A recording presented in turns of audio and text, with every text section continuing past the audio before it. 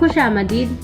नगर परिषद Urdu primary girls school Nandura, जिला बुल्ढाना।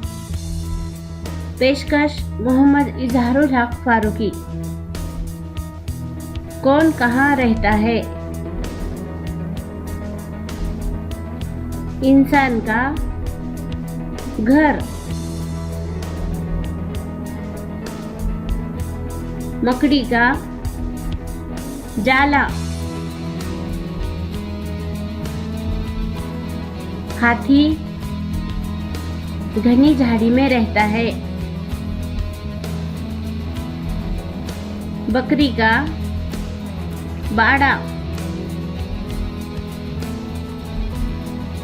घोड़े का अस्तबल। कुत्ता घर के बाहर रहता है। शहद की मक्खी का छत्ता।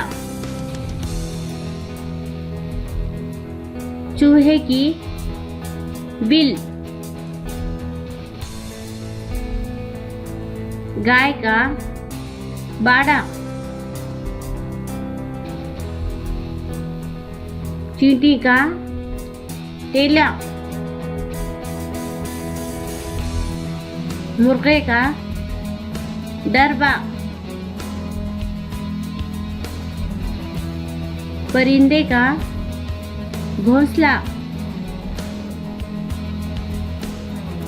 शेर की कछार। शुक्रिया।